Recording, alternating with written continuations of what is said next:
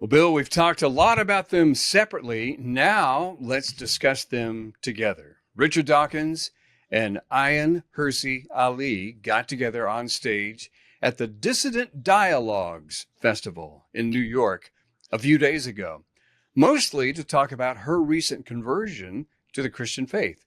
Now, as many of our listeners know, Ayaan was a leading atheist speaker and an ex Muslim who traveled the globe promoting atheism and secular humanism. Now she's singing a different tune. Listening to this exchange, Bill, and I can't tell if the audience skews one way or the other. They seem to be right down the middle, 50-50. She Yeah. gets a lot of applause. He gets some applause. He gets applause too. One does not seem to be louder than the other, but they really respond to her emotionally, it seems. Yes. In this next clip, she contrasts the Christian message with competing options. The teaching of Christ, as I see it, and again, I'm a brand new Christian, but what I'm finding out, which is the opposite of growing up as a Muslim, the message of Islam, but the message of Christianity I get is that it's a message of love, it's a message of redemption, and it's a story of renewal and rebirth. And so Jesus dying and rising again, for me, symbolizes that story. And in a small way, I felt like I had died and I was reborn. And that story of redemption and rebirth, I think makes Christianity actually a very, very powerful story for the human condition and human existence, and the pain of suffering, but also our internal, the recognition of what you call sin, but perhaps the character defects, that both good and evil are there, but that both good and evil are in us. I think those teachings in Christianity are far more powerful and have led to, I think, the flourishing of Western civilization compared to, say, growing up as a Muslim, when I was taught that really the only way for you to be faithful is to fear, naked fear, and to have these sets of obligations which you basically obey.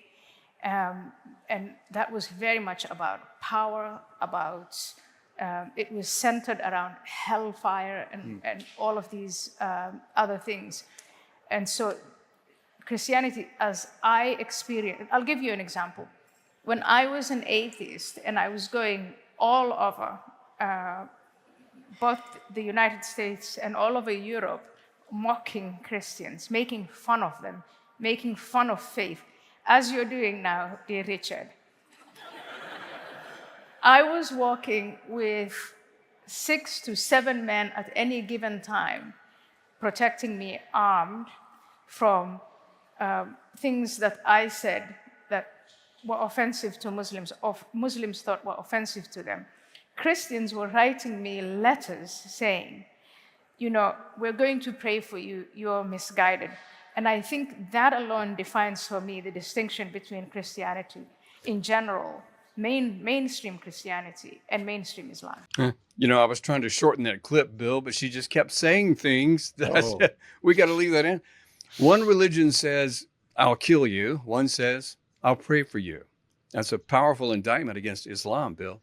Yeah, it sure is. I was very struck by what she said about the predominant emotion as a Muslim woman was fear of Allah and what would happen to her, compared to the love of God that she now experiences and the rebirth and redemption that she's come to know. It's such a wonderful message of hope that you can be reborn spiritually and become a new person and slough off the past and the sin and the bad things that you've done and begin anew. It really is a marvelous gospel. And as she described herself traveling about, attacking Christianity, it's where that reminded me of the Apostle Paul in his pre-Christian days, as Saul attacking Christians, assailing them and so forth, and then just this dramatic change. And it's just really wonderful to see. The resurrection comes up in this next clip. Here it is. You have to take the whole package, because when you talked about Jesus rising from the dead, you don't believe Jesus rose from the dead, surely. I choose to believe that Jesus rose from the dead. You choose to believe it. Yes, and that is a matter of choice. And it's a matter, I think it has to go back to, is there something or is there nothing? And I think you start with, there is nothing. And yes, for years I agreed with you, there's nothing. But if you come round to the idea that there might be something much more powerful than we are, something that caused everything else, then something like Jesus rising out of the dead, or these other miracles, Jesus being born out of a virgin, for that higher power is not a big deal. Again, she says she chooses to believe. Yes. Many skeptics, you could hear it in Dawkins there, says that one cannot merely choose to believe something against their will. Help us out with this, Bill. She's apparently taken a step of faith, as we call it. And while we want it to be an informed step, it is a step nonetheless. That's right. Those who say that we cannot choose to believe things typically pick examples of facts that are so overwhelmingly obvious that we cannot deny them. For example, I cannot deny that I have a head. No matter what you offer me as inducements to believe that I have no head, I could never believe such a thing. Or I could not believe that Joe Biden is currently the president of the United States, or that China is threatening Taiwan. I couldn't choose not to believe those things. But when you have an existential situation in which the evidence is not decisive and could go one way or the other, then I think it is possible to choose to believe. I think that with regard to belief in God or Christ, people do make this willful choice all the time. And often it will be merely later, as they begin to grow in their faith, that they discover that there are actually good reasons and arguments in favor of that decision.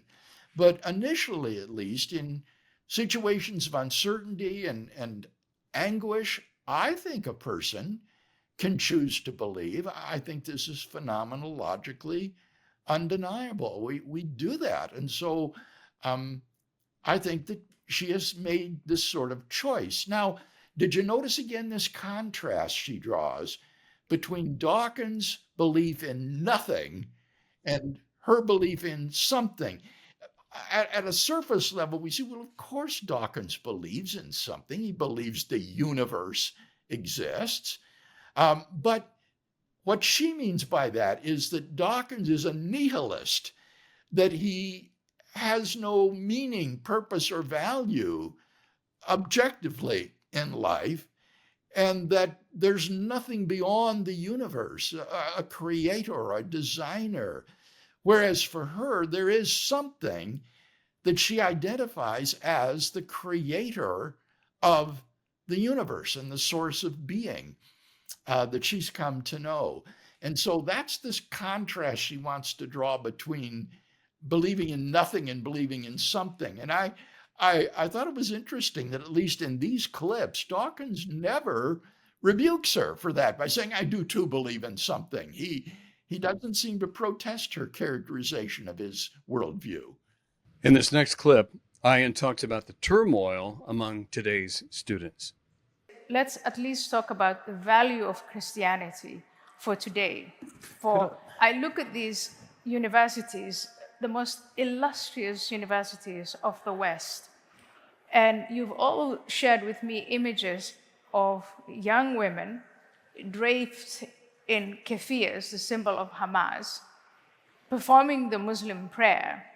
And tell me if those kids are not morally and utterly lost. And Queers for Palestine.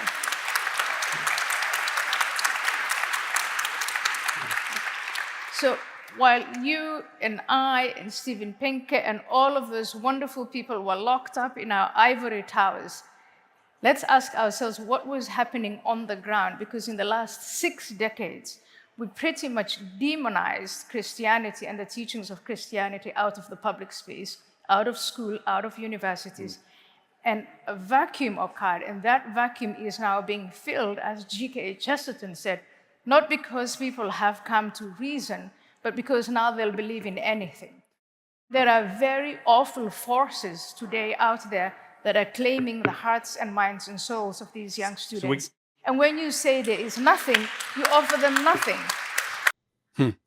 Well, she includes herself in the ivory tower group, isolated from students, Bill. But she's changed her tune. Apparently, she thinks the demonization of Christianity on campuses the last 6 decades has had an extraordinarily negative effect. I think this goes back to the student revolution of the 1960s that began with the protests against the Vietnam War. And those campus radicals grew up, and many of them became university professors. Even though in the hard sciences, their way may have been blocked by standards of objective rationality and evidence, the soft sciences and social sciences were open to these radicals. And so in sociology, anthropology, women's studies, religious studies, literature, and so forth, these radicals took over university positions and administrative positions as well. And now we are seeing the bitter fruit of those many decades of the rejection of traditional Western culture and Christianity. And it is indeed horrifying to see the anti-Semitism and the violence of leftists on our university campuses today. In this next clip, we witness classic Dawkins. Here it is. I came here prepared to persuade you, Ayaan, you're not a Christian. I think you are a Christian. Yeah. And I think Christianity is nonsense. You have to be, I mean, you appear to be a theist. You appear to believe in some kind of higher power. Now, I think that the hypothesis of theism is the most exciting scientific hypothesis that you could possibly hold. And the idea that the universe was actually created by a supernatural intelligence is a dramatic, important idea. If it were true, it would completely change everything we know. We'd be living in a totally different universe. Now, that's a big thing. I'm sorry, but it's bigger than personal comfort and nice stories and things. The idea that the universe has lurking beneath it an intelligence, a supernatural intelligence that invented the laws of physics, that invented mathematics. And that is a stupendous idea, if it's true. And to me, that simply dwarfs all talk of nobility and morality and comfort and that sort of thing. A lot to comment there, Bill. Did I hear him say theism is a scientific hypothesis, or am I hearing things? No, you're right. This is what he says in The God Delusion too. He, as a scientist, thinks that treating theism as a scientific hypothesis is a compliment to theists, that it needs to be taken seriously as a truth claim. Ironically, it puts him really in the same camp as proponents of intelligent design in thinking that theism is a scientific hypothesis.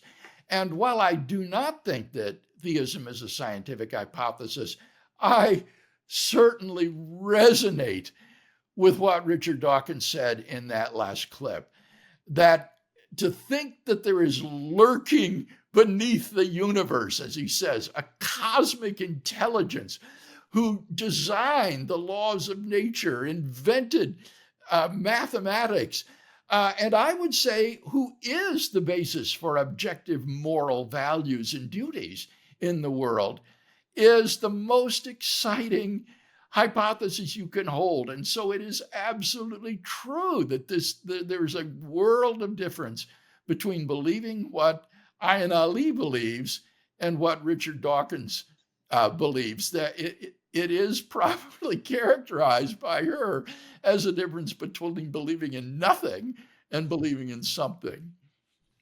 One more clip. Ayaan summarizes and gives a dire warning.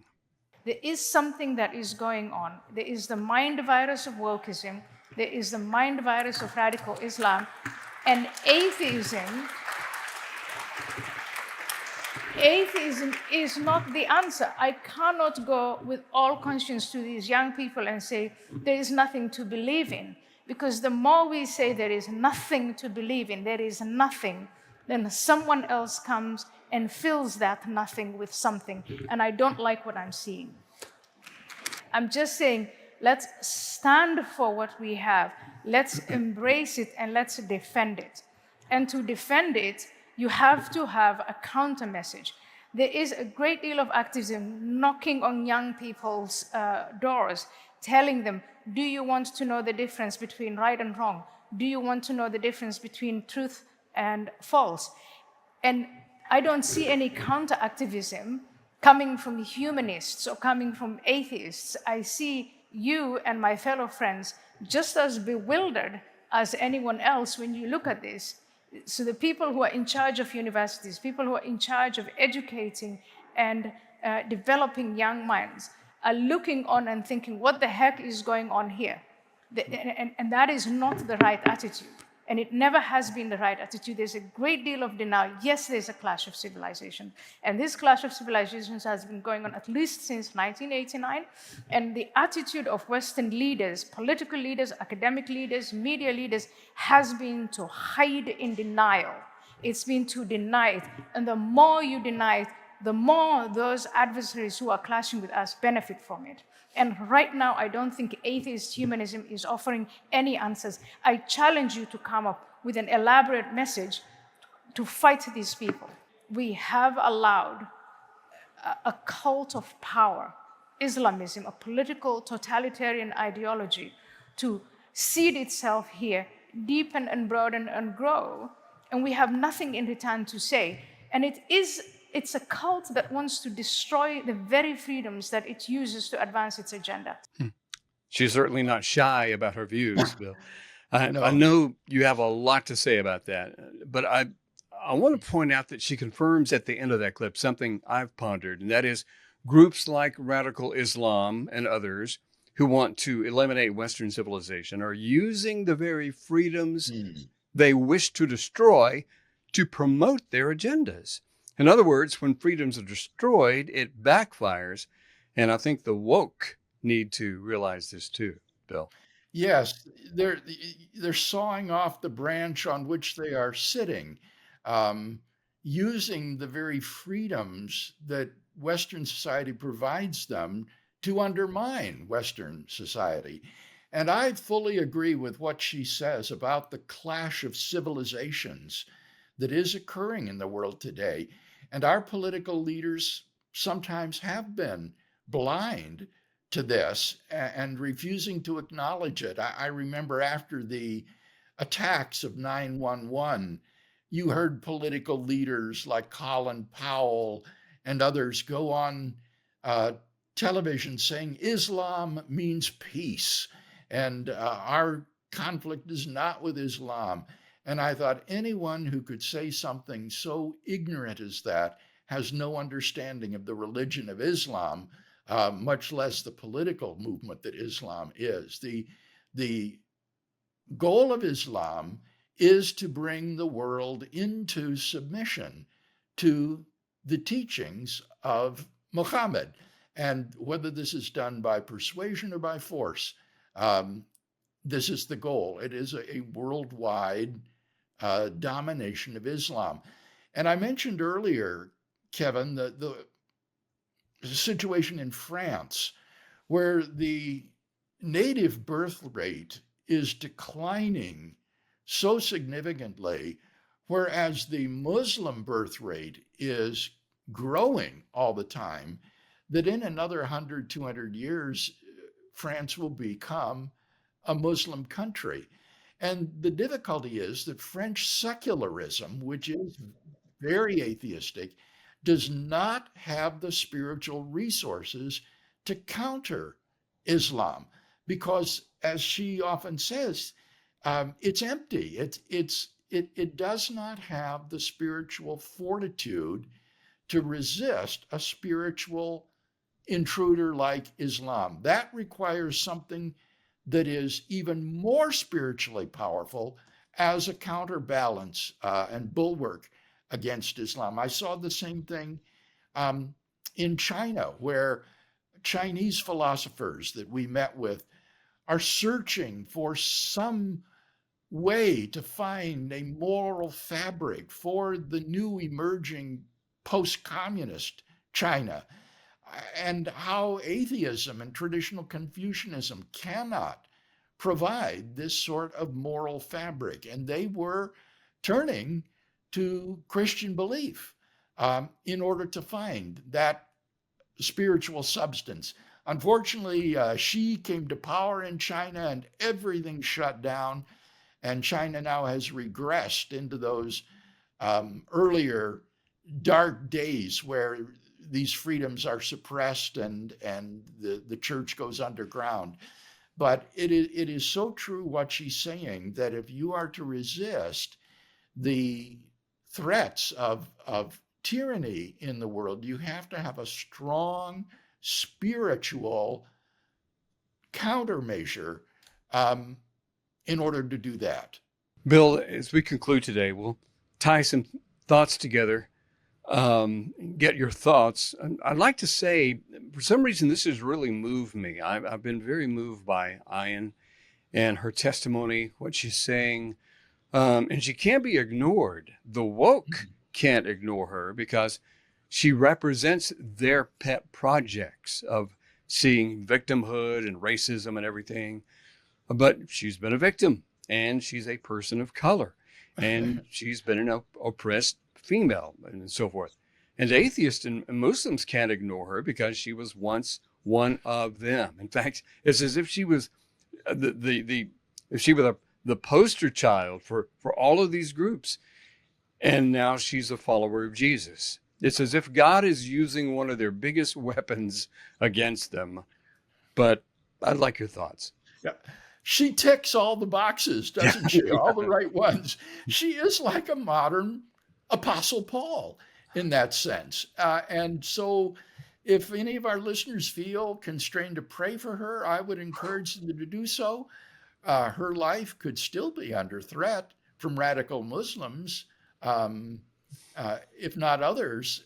And she needs, as you say, Kevin, to grow in her newfound Christian faith so that it will be informed.